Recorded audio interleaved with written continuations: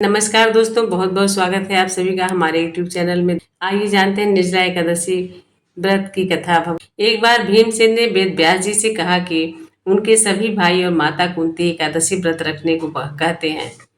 एक बार भीमसेन ने वेद व्यास जी से कहा कि उनके सभी भाई और माता कुंती एकादशी व्रत रखने को कहते हैं। वह दान पुण्य और पूजा पाठ तो कर सकते हैं, लेकिन समस्या है कि वह बिना भोजन के नहीं रह सकते। इस बार व्यास जी ने कहा कि तुम स्वर्ग को अच्छा और नरक को बुरा समझते हो, तो तुमको हर माह के दोनों पक्षों के एकादशी व्रत को करना चाहिए। उस दिन अन्न नहीं खाना चाहिए। इस पर भीमसेन ने कहा कि वह पहले ही बता चुके हैं कि उनसे भूख बर्दाश्त नहीं होती। उनके पेट में वृक नामक आग है जो बार बार भोजन करने के बाद ही खत्म होती है। बिना भोजन किए वह नहीं रह सकते। भूख के कारण वे उपवास नहीं रख सकते।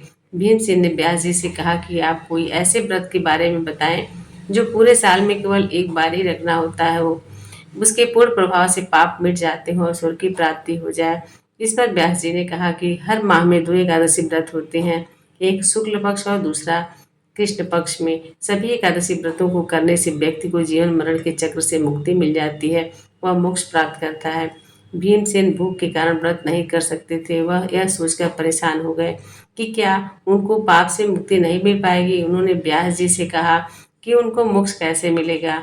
वह सभी एकादशी व्रत तो नहीं कर सकते, लेकिन कोई एक ऐसे व्रत के बारे में बताएं जो वर्ष में एक बार हो और उसके फल से मोक्ष मिल सके। इस पर व्यास जी ने भीमसेन से कहा कि ज्येष्ठ शुक्ल एकादशी तिथि को निर्जला एकादशी व्रत होता है। इनमें अन्न और जल ग्रहण नहीं करते हैं। जल ग्रहण से भी व्रत टूट जाता है। एकादशी के सूर्योदय से द्वादशी के सूर्योदय तक बिना अन्न और जल के उपवास रखते हैं।